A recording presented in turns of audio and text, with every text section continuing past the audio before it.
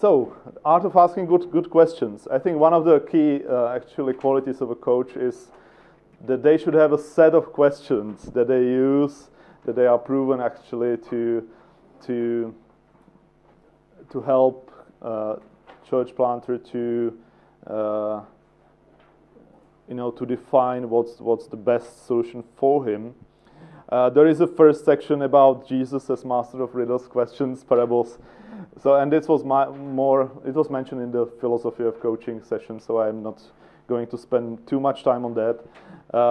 But really, if you look at Jesus, amazing why he asks so many questions, why he actually uses so many non-directive methods of how to challenge people, and that's, I think, something that Jesus has in common with coaching, that maybe sometimes it's better to ask good question than to give a good answer, and actually to think through some of the good questions, even when, for example, you are facing a situation that you see something in the church plan that is not working well. Ask, maybe pray and search for a good question first before you give an answer.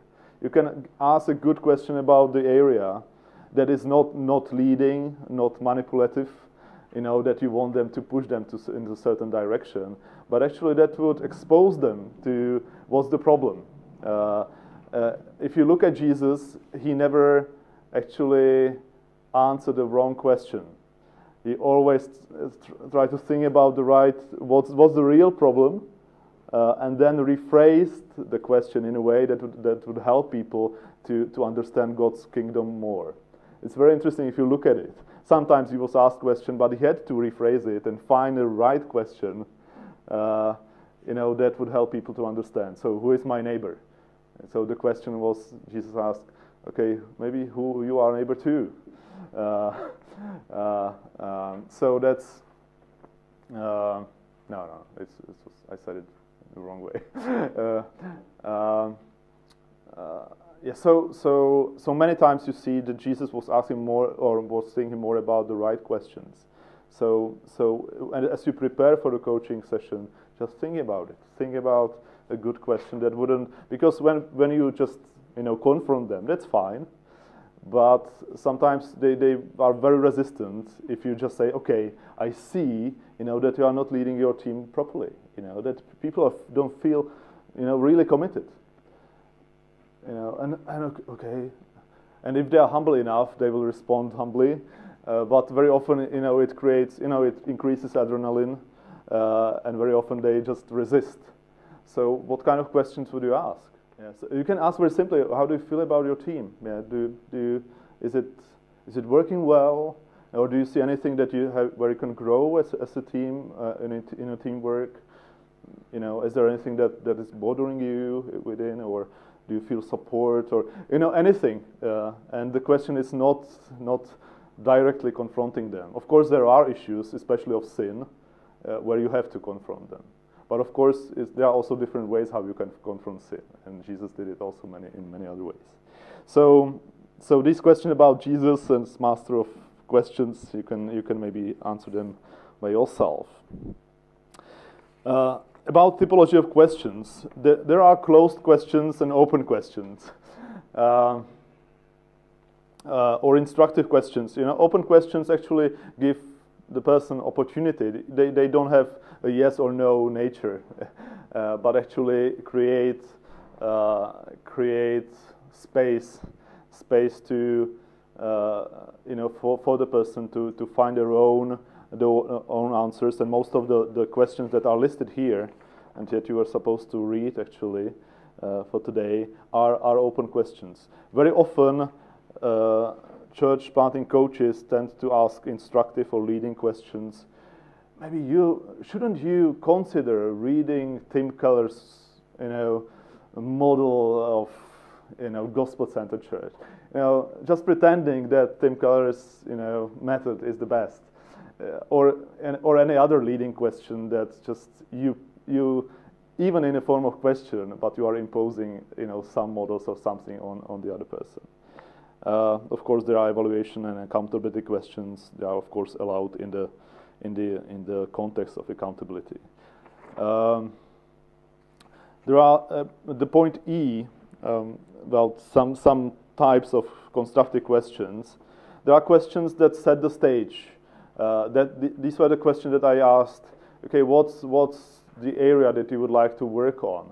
What's the most relevant for you now that we can spend time on? What's all these kind of questions that are asking about what's the most important thing for them. And then I asked about the future kind of desired situation, ideal solution. Okay, tell me more about in a year your church is really gospel-centered or Jesus-centered church. What's different? How it looks like? And you can ask many questions how people will recognize in real life how that we are now a gospel-centered church. In many contexts. So it's also future projection coaching questions. There are some questions that put them off balance. So one attempt, maybe not very good, was asking, if you were not there, as a leader, and the system, and other people could play a role in transformation of his congregation into a gospel-centered church, what would happen? So it was an attempt to say, okay, if you are not part of the equation and you are not sharing it just from a pulpit, what other ways are there? But sometimes you just, it needs creativity and experience to ask such questions, and not always you succeed. But it's really objective of having new perspective, or you can do even some role plays. So say maybe he is seat of a pastor, but let's change it, and you are a member of your church plant. How do you feel about actually not being a gospel-centered or having a gospel-centered lifestyle? So you take them from their context, and now they have to think through maybe what their members are feeling or thinking about, and so you change context and you provoke them to think differently.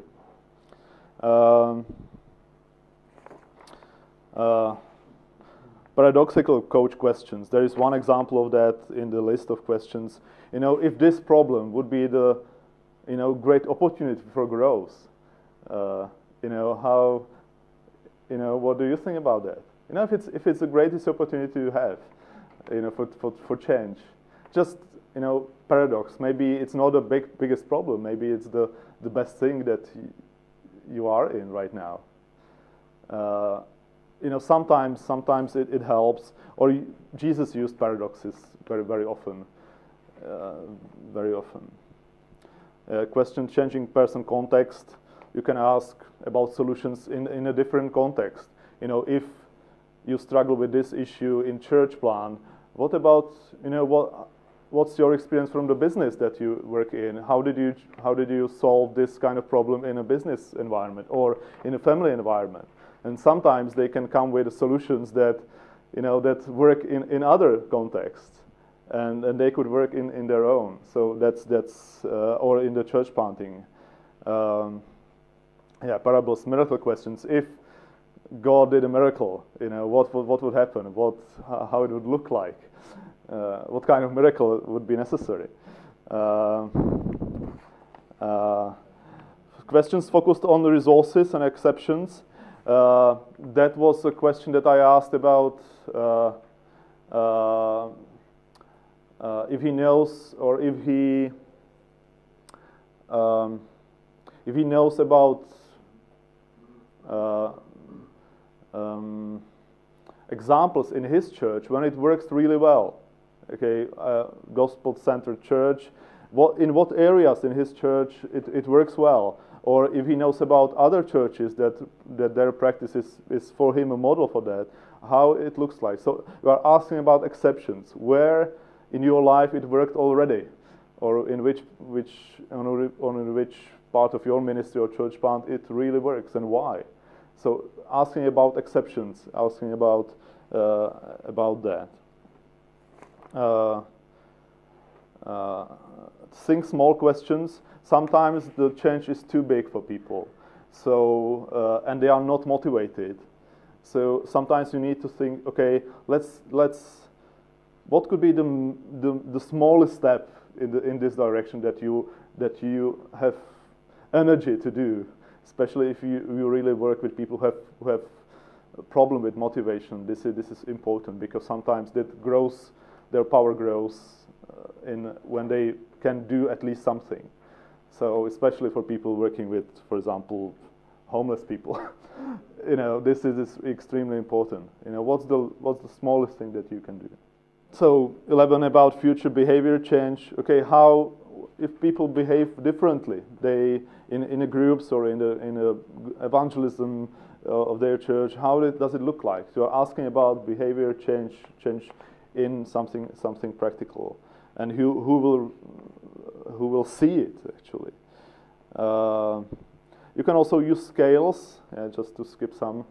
Sometimes, I could ask, okay, your church, you say that you want to have it to be a more gospel center, but on a scale from 1 to 10, where do you see your church right now? Is it 2, or is it 8, or is it 6?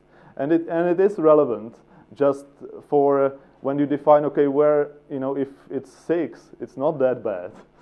But if it's 1, there is also some serious problem. So then what kind of change you see? So that also can help to clarify the reality, the R part. And the last 10-minute question I think mentioned. So that's it. I don't know if do you have any questions about questions?